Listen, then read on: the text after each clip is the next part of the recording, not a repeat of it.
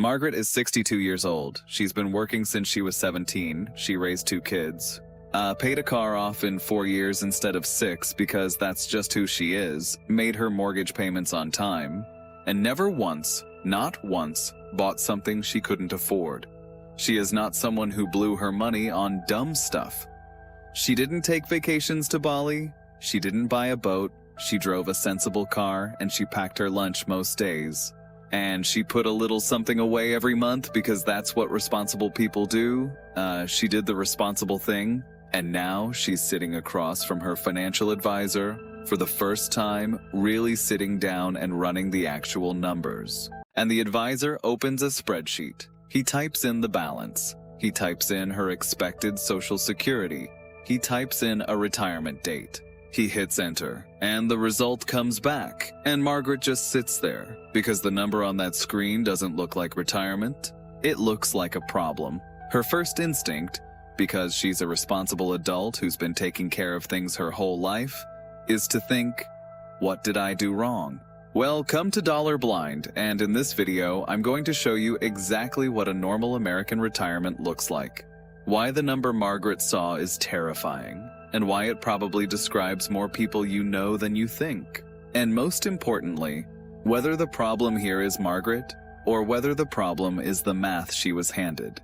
I'm going to give you the real data on what Americans have saved for retirement at every age bracket. I'm going to show you what retirement actually costs.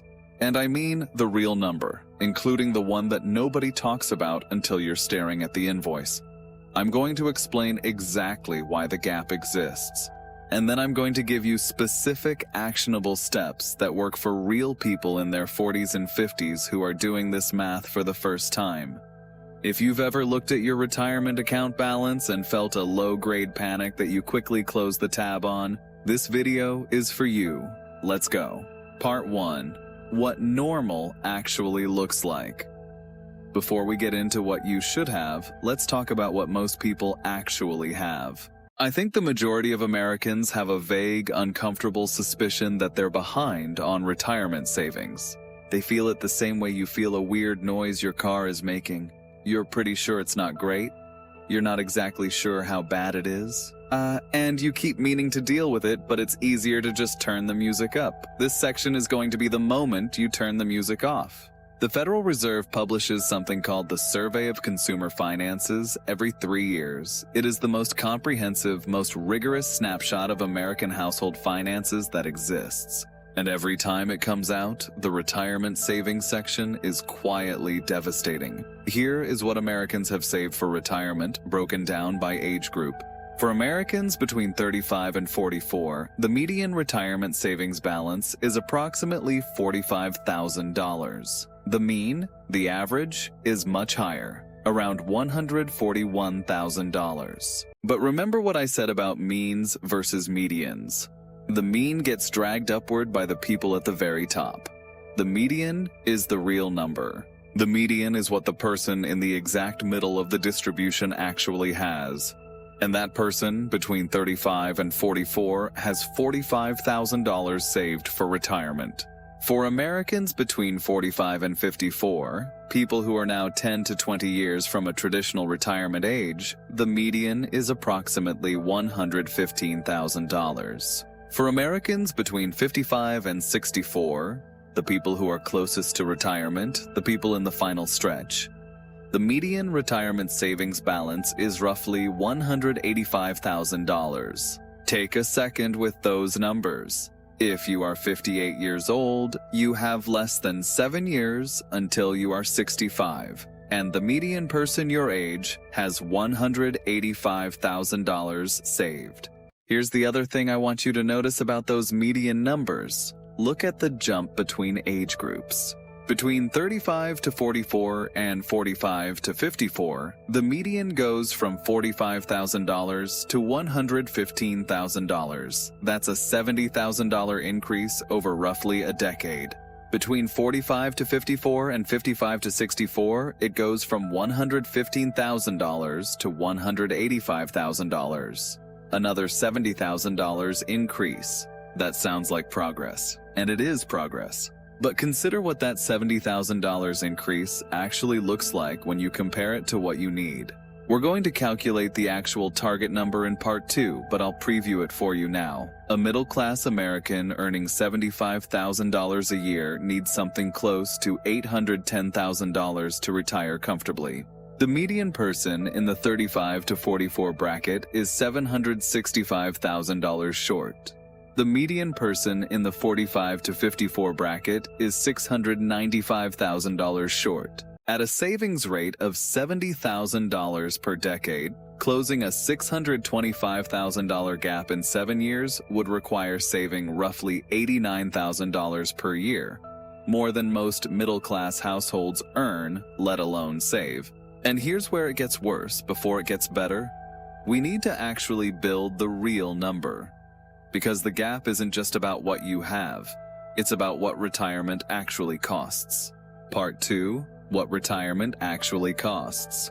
Most people have a plan for retirement that sounds something like work until 65, start drawing Social Security, pull money from the 401k, live on that. The vagueness of that plan is doing a lot of heavy lifting. Let's replace it with specifics. Step 1 is figuring out how much money you actually need per year in retirement. The standard rule of thumb from most financial planners is 70 to 80% of your pre-retirement income. The logic is that in retirement, you no longer have work-related expenses, commuting, professional clothing, lunches out, and you're presumably done paying for your kids and probably done with your mortgage. So, your spending drops. 75% is the middle-of-the-road assumption. Some people will need more, some will need less, but 75% is a reasonable starting point. So if you earn $75,000 per year, your retirement income target is $56,250. Let's call it $56,000. That's roughly $4,700 per month. Step 2 is accounting for Social Security. Social Security is real money and you should not forget about it. The average monthly Social Security benefit for a retired worker in the United States right now is approximately $1,800 per month. If you worked consistently and earned a middle-class income, you'll likely land somewhere between $1,800 and $2,200 per month when you claim at full retirement age. Let's be slightly generous and say you'll get $2,000 per month from Social Security. That covers $2,000 of your $4,700 monthly need. The remaining $2,700 per month, $32,400 per year, has to come from your savings. Step 3 is the portfolio math. Financial planners use something called the 4% rule as a guideline for sustainable retirement withdrawals. The short version: if you withdraw 4% of your portfolio in year 1, then adjust for inflation each year after that, historical data suggests your portfolio has a very high probability of lasting 30 years without running dry. It's not a guarantee, it's a guideline, but it's the most widely accepted one we have. To generate $32,400 per year at a 4% withdrawal rate, you need a portfolio of $810,000. That is the number. That is what a normal middle-class $75,000 per year American needs saved to retire on their own terms. Not a boat, not Bali, just a normal life that looks like the one they're already living. Now, before you pull out your phone and check your balance, hold on, because we're not done with the cost side of the ledger, because I haven't told you about healthcare yet, and healthcare is the one that gets people. Here's the thing that nobody puts in the retirement planning brochure. Medicare, the government health insurance program for retirees, does not start until age 65. If you retire at 62, like Margaret, or even at 63 or 64, you are responsible for covering your own health insurance in the gap years. You can buy coverage through the Affordable Care Act marketplace, or through COBRA if you leave an employer plan, but either way you're paying out of pocket.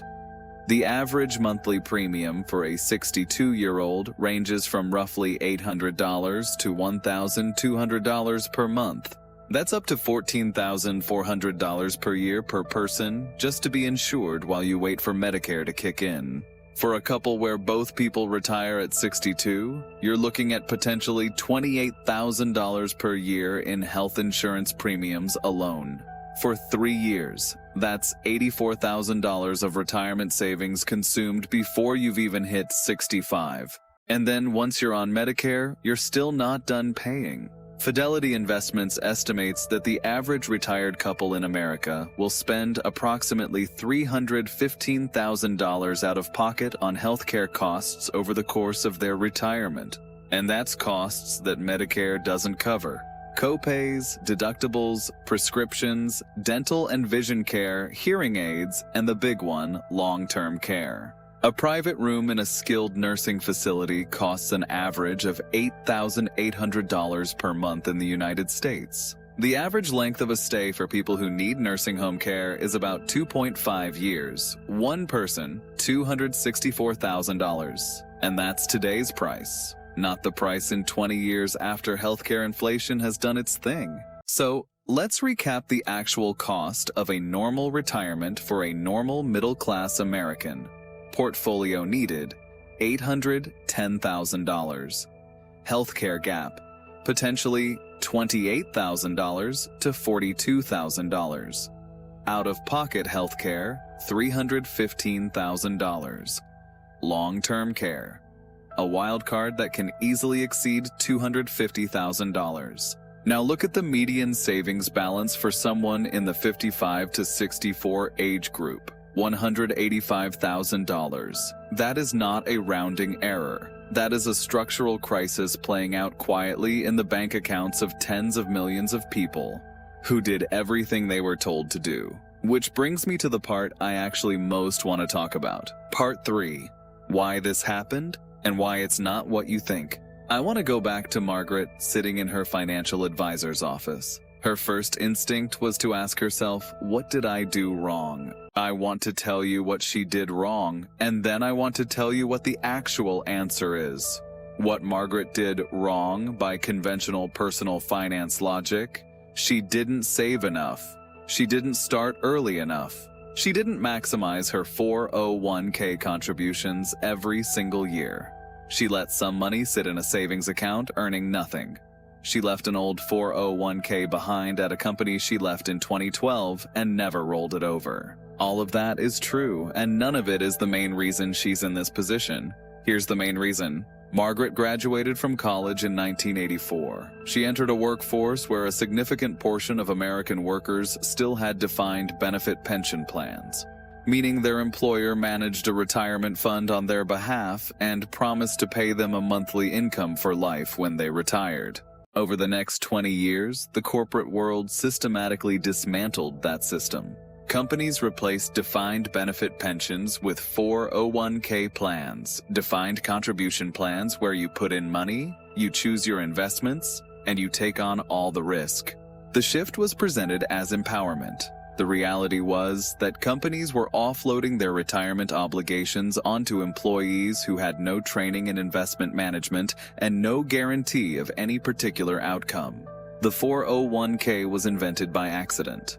It was added to the tax code in 1978 as a way for highly paid executives to defer compensation.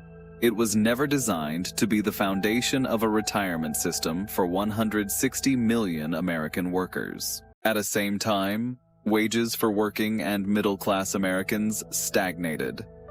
After adjusting for inflation, median wages in the United States today are barely higher than they were in the early 1980s for non-college educated workers. If your income doesn't grow in real terms over 40 years, your capacity to save doesn't grow either. Add the housing market, which in many parts of the country has consumed a steadily larger percentage of household income. Add the healthcare costs I just walked you through, which have grown at roughly twice the rate of overall inflation over the past 3 decades. Add student loan debt, which has delayed the wealth-building years for millions of Americans in their 30s and 40s. Add the 2008 financial crisis, which wiped out retirement accounts at exactly the wrong moment for anyone who was in their 40s at the time. Margaret didn't fall behind because she was irresponsible. Margaret fell behind because the conditions that were supposed to produce a secure middle-class retirement were dismantled one piece at a time, and she was handed a 401k and told good luck. That's not an excuse, it's context. And context matters enormously when you're trying to decide what to do next, because the solution to "I made bad choices" is different from the solution to "I was handed a broken system." One requires regret, the other requires strategy. So let's get to strategy. Part 4. Pause the video. Before I give you the action steps, I need you to actually do something. Pause this video right now. Open whatever app or website holds your primary retirement account, your 401k, your IRA, whatever you've got. Find the actual balance, not the number you think it is, not the number you hope it is, the actual number as of today. Write it down or keep it open. Now I want you to do the quick math I described earlier. Take your current annual household income, multiply it by 0.75. That's your target annual retirement income. Go to the Social Security Administration website, it's ssa.gov, and look up your estimated benefit. It takes about 5 minutes, and they have a full history of your earnings on file. Use your projected monthly benefit at full retirement age. Multiply that Social Security number by 12 to get your annual Social Security income. Subtract your annual Social Security income from your target retirement income. The remaining number is what your portfolio needs to generate each year. Divide that remaining number by 0.04. That final number is your portfolio target. That's the retirement number you're working toward. Compare it to the actual balance you just pulled up. The difference between those two numbers is your gap. It's not a judgment, it's a project. And the action steps I'm about to give you are specifically built for this. I want to be clear about what this section is not. It is not stop buying coffee. It is not make your lunch at home. Those things are not wrong. They're just irrelevant at the scale of the problem we just described. You cannot lot your way out of a $600,000 retirement gap. What we're talking about are 3 structural levers that actually move the needle: contribution rate, employer match optimization, and cost drag. Lever 1. Your contribution rate. The IRS sets annual limits on how much you can contribute to a 401k. In 2025, that limit is $23,500 if you're under 50, and $31,000 if you're 50 or older. That additional $7,500 for people over 50 is called the catch-up contribution. It exists specifically because Congress recognized that many Americans arrived at 50 behind on retirement savings and needed an accelerated path forward. The government is literally giving you permission to close the gap faster. If you are 50 or older and not maxing out your catch-up contribution, that is the first thing to fix. If maxing out is not realistic given your current budget, here's what I'd suggest. Find out what your current contribution percentage is, then increase it by 2 percentage points. Just 2. On a $75,000 salary, that's $1,500 more per year, $125 per month. It won't close the gap by itself. But every time you get a raise, increase your contribution rate by 1 or 2 percentage points before you absorb the raise into your lifestyle. Over a decade, this has a meaningful compounding effect. Lever 2, your employer match. If your employer offers a 401k match and you are not contributing enough to capture the full match, you are leaving money on the table. Not metaphorically, literally. The employer match is compensation that you have earned and are choosing not to receive. The average employer match in the United States is about 3 to 3.5% of salary. On a $75,000 salary, that's $2,250 to $2,625 per year. Over 20 years invested in a low-cost index fund, that uncollected match could be worth somewhere in the range of $80,000 to $100,000. Log into your HR portal. Find your current contribution rate. Find your employer's match formula. Usually something like, we match 50% of contributions up to 6% of your salary. Make sure your contribution percentage is at least high enough to get every dollar of that match. This takes 11 minutes. It will never not be worth your time. Lever 3. Investment fees and fund selection. This is the invisible one. It's invisible because it's not a line item you see on a statement. It happens slowly in the background over decades. Every mutual fund and ETF charge what's called an expense ratio, an annual fee expressed as a percentage of your assets. A fund with a 1.0% expense ratio takes $10 per year for every $1,000 you have invested. A fund with a 0.05% expense ratio takes 50 cents per year for every $1,000. That difference sounds small. Over 20 years on a $200,000 portfolio growing at 7% annually, the difference is approximately $60,000 in additional wealth. Not because the expensive fund performed better. In fact, research consistently shows that lower-cost index funds outperform most actively managed funds. You are often paying more for worse performance. Lever 3. Investment fees and fund selection. This is the invisible one. It's invisible because it's not a line item you see on a statement. It happens slowly in the background over decades. Every mutual fund and ETF charge what's called an expense ratio, an annual fee expressed as a percentage of your assets. A fund with a 1.0% expense ratio takes $10 per year for every $1,000 you have invested. A fund with a 0.05% expense ratio takes 50 cents per year for every $1,000. That difference sounds small.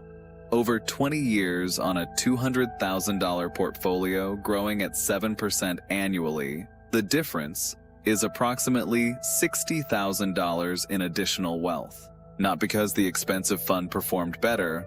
In fact, research consistently shows that lower-cost index funds outperform most actively managed funds. You are often paying more for worse performance. Part 6. What happened to Margaret? Margaret left her financial advisor's office that afternoon with a clearer picture than she'd walked in with. Not a comfortable one. A clear one. She had $231,000. Still short, still a gap, but more than she thought. She rolled over the old account. She increased her contribution rate to 10%. She moved her balance into a target date index fund with a 0.12% expense ratio. She didn't fix everything. She will likely work until 65 instead of 62. But she left knowing why the gap existed. She stopped asking, "What did I do wrong?" and started asking, "What can I do now?" That's the most important shift. Normal isn't enough. The median American retirement savings is insufficient, and that is a serious problem. But normal is not your fault. Understanding the difference is worth more than any financial move you'll ever make. Go run your numbers, find your gap. Take one action this week, just one. Roll over that old 401k. Increase your contribution. Check your fees. Pick one thing and do it. I'll see you in the next one.